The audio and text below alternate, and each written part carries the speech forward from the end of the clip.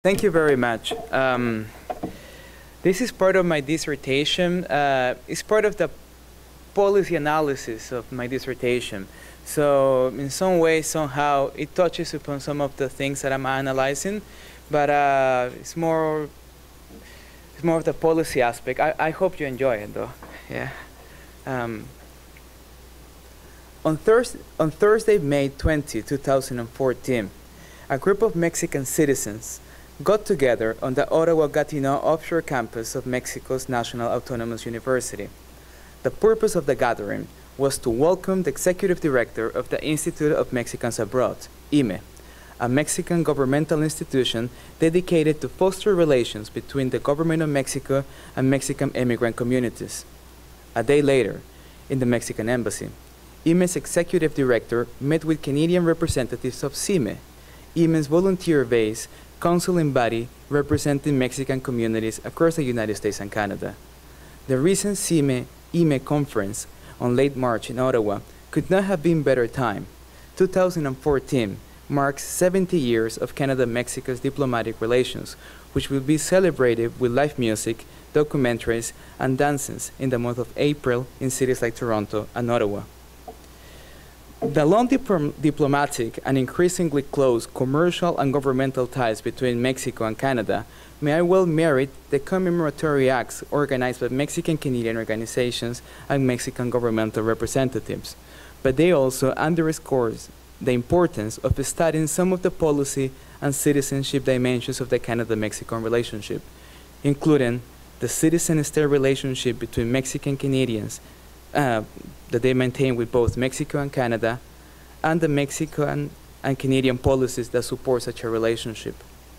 Traditionally, citizenship and immigration policies have been utilized by the state to construct desired sociocultural national characters and to articulate ideas of national belonging.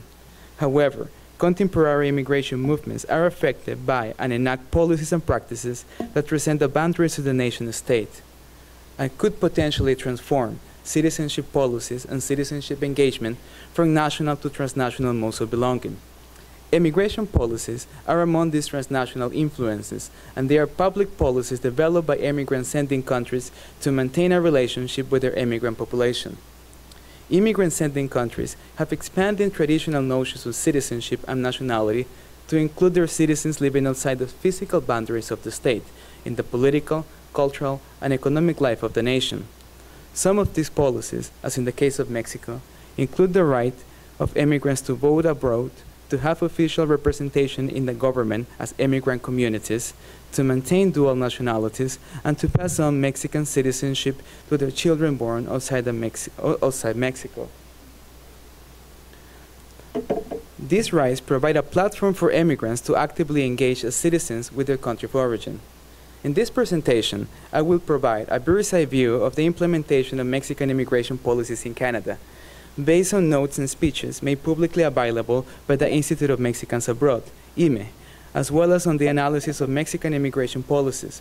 The purpose of this presentation will be to shed light on how transnational policies are implemented, how they rise, and also to raise some questions about the expansion and contraction of citizenship rights in the context of migration. But prior to engaging in our discussion, please let me provide some context on Mexican immigration policies, as well as some general clarifications about transnational citizenship. Citizenship practices that transcend the physical boundaries of the nation-state can be generally described as transnational. Migrants engage in a variety of citizenship practices, including exercising political and civil rights in both their country of origin and of residence, which, according to the book 2003, creates overlapping memberships between territorially separated and independent policies. Zekia Cezanne argues that globalization has provided the conditions for the emergence of a new transnational citizenship, a primarily economic citizenship not belonging to citizens, but rather to firms and the global financial market. William Robertson, 2011, points out that the emergence of a transnational elite, a class able to integrate local circuits of capital accumulation into new transnational circuits, and whose apex is embodied in the transnational managerial elite. Others have highlighted the importance of transnational acts of solidarity, including environmental and social activism that transcend the boundaries of the nation-state. The concept of transnational citizenship is a matter of ongoing academic debates, but an increasing body of academic literature shows that migrants' political and civic engagement are affected by people and institutions in places of origin or elsewhere in the diaspora. For instance, the Mexican dual nationality law of 1997 and the right of Mexicans for voting abroad, passed by the Mexican Parliament in 2005, are good examples of public policies allowing Mexican migrants to exercise their civil and political rights respectively. In addition, the Paisano programs aiming at protecting the rights of Mexican immigrants aiming at protecting the Paisano programs aiming at protecting the rights of Mexican immigrants returning permanently or temporarily to Mexico, as well as the Secretary of External Affairs programs for Mexican communities abroad, such as the 241 and 341 programs that match or triple the economic contributions of Mexican immigrants to their hometowns and home states, are examples of governmental programs aiming to facilitate the exercise of Mexican migrant citizenship rights and transnational civic engagement respectively. Moreover, current Mexican immigration policies and governmental practices are not only aiming to maintain an active state-immigrant relationship, nor are they limited to foster and maintaining a relationship with Mexican immigrant communities. Rather, I would argue that through a systematic, legalized, and well-funded transnational process of community cohesion, current Mexican immigration policies and governmental practices aim and have the potential to institutionalize an imagined Mexican transnational community conformed by representatives of Mexican immigrants and their descendants. These immigration policies and governmental practices not only point out to the expansion of the Mexican state's influence beyond its political frontiers, suggesting a form of Mexican citizenship engagement that is national in character and transnational in practice, but they are also indicative of a transnational reiteration and expansion of citizenship spaces conducive to the establishment of what Bridget Anderson refers to as a community of value. Anderson 2013 defines a community of value as a community populated not simply by citizens, but by good citizens. Imagine law-abiding and hard-working members of stable and respectable families. In the context of migration, membership to the community of value represents the aspirations of migrants to be seen as high-regarded members of society and not as poor social inferiors. After all, as pointed out by Anderson, and I'm quoting, "A migrant, as imagined in the public debate, is not a foreign-born professor, financier, or architect, but the person who cleans their house." Immigration policies that aims to institutionalize an imagined immigrant community of value tend to involve a dual process of affirmation and differentiation. Affirmation of national characteristics compatible with the middle-class values of their host country and of their country of origin, and differentiation with immigrants, including their co-nationals, who cannot meet these ideals. Sonara Tubani problematizes the concept of the national subject, in which that embodies the positive characteristic of the nation-state, affirming that such an exaltation goes along with the objectification of the other. Similarly, the implementation of Mexican immigration policies could represent the transnational reiteration of historical social binaries. In the case of Mexico, historical social binaries may include the traditional differences between gente decente, decent people, and gente de pueblo, the populace, social ideals rooted in Iberian pre-modern concept of honor and racial discourses of pureza de sangre, or blood purity. Those are part of a colonial discourse, an obsession with whiteness, that emphasize categories of class distinctions antithetical to an inclusive, egalitarian concept of citizenship. Now, with more than 10 million Mexican immigrants and 20 million people of Mexican descent living in different communities throughout North America. How could the Mexican, 5 minutes? Oh. How could the Mexican state carry on, implement such a policies? Well, in order to do that, the Mexican state relies on CIME. Because of time restrictions, I realized I already went beyond the time I thought I had. So I will focus rather on the implementations of these policies in the Canadian context. Now, IME helps run a number of Mexican government programs, but its community development work is done in conjunction with the Consejo Consultivo del IME, CIME, a consuling body comprised of 121 members representing 50 Mexican communities across North America. CIME meets twice a year to discuss ideas and develop working plans in service of Mexican communities abroad. 6 of these communities are from Canada, which are the following: Calgary, Leamington, Montreal, Ottawa, Gatineau, Toronto, and Vancouver. The representatives are elected for a 3-year mandate through voting held at the local Mexican consulate. Also, while formal immigration status is not a requirement, it is imperative that CIME representatives have the ability to travel internationally. Once elected, CIME representatives take part of different working groups or commissions, including the Commission of Art and Culture, Education Affairs, Healthcare and Sports, and the Canadian Commission.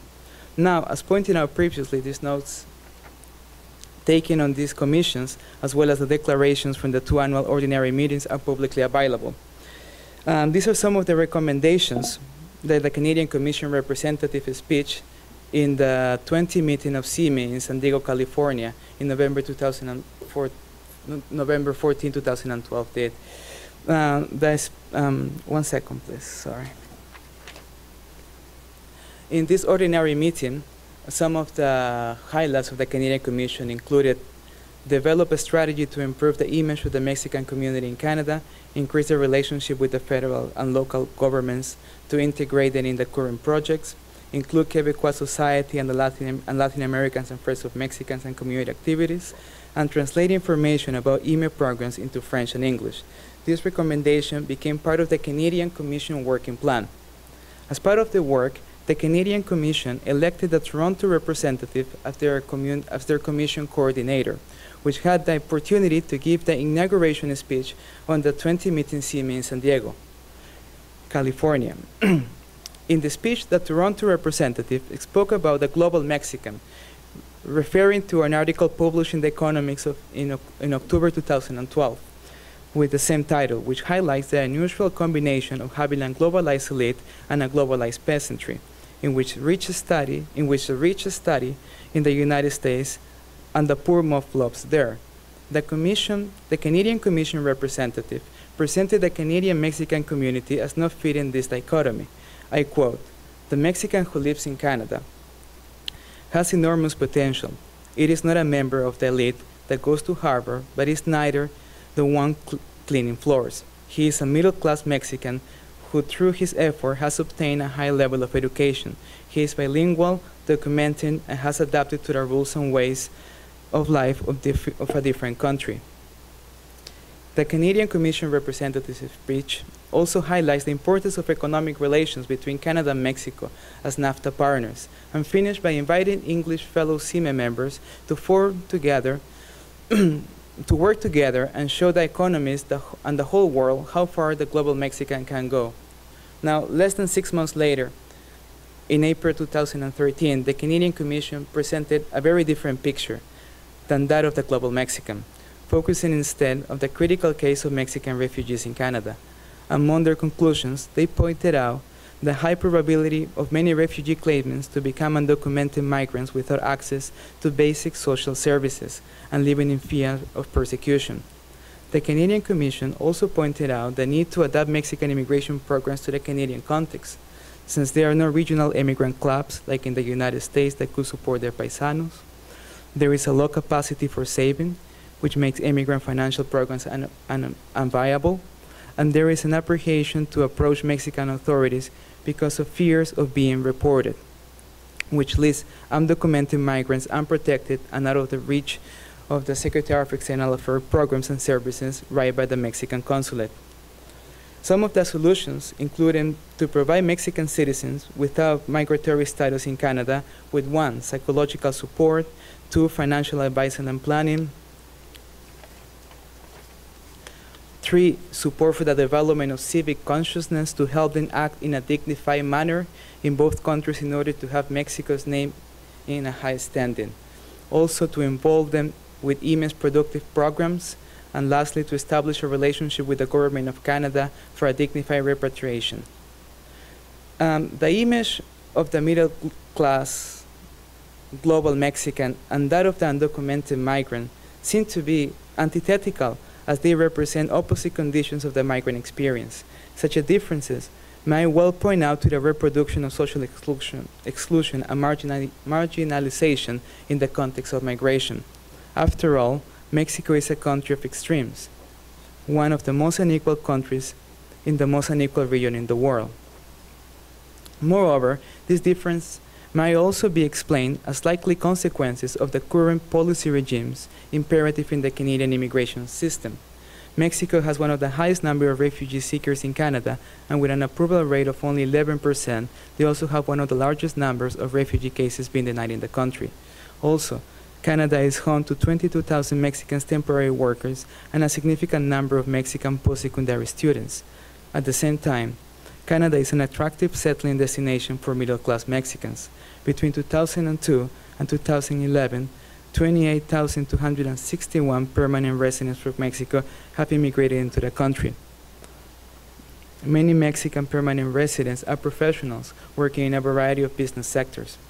In this way, the migratory movement of Mexican people to Canada fits Canadian immigration policies that seek to increase temporary foreign workers, limit the number of refugee acceptance, and increase the number of foreign students. Arguably, these policies seem to respond to the market's needs for workers rather than to a nation-building process that views immigrants primarily as a source of potential new citizens. The thought that both immigration and immigration policies are utilized to further marginalize the undesired migrant and exile, to use the term of Sonara Tobani, the one that is desired, is not entirely surprising in the current context of neoliberal policy regimes in North America. Moreover, I would like to finish this presentation with a positive note and hope that in this market-oriented context, immigration policies and governmental practices that connect immigrants with their country of origin could fill a void of citizenship practices among immigrants. Thus, Mexican immigration policies, despite their shortcomings, should, in theory, could offer ways by which middle-class Mexicans can support their co-nationals going through difficult situations here in Canada, and in this way commence a process of community formation based on principles of solidarity and fraternity and not of exclusion and marginalization. In my current fieldwork with Mexican Canadian organizations and with community activists, I am looking at the civic engagement of Mexican citizens in Canada, and I am gladly surprised at the organizational capacity and the responsiveness of an emerging Mexican community to address issues of public concern, both in Mexico and in Canada. The bottom-up approach of some Mexican community organizations can represent a viable alternative to top-down immigration policies and practices. Moreover, up to this point, I have more questions than answers to share with you today, but I hope to find out at the end of my dissertation journey some insights to the following question, which perhaps can we briefly discuss in the discussion period of this session.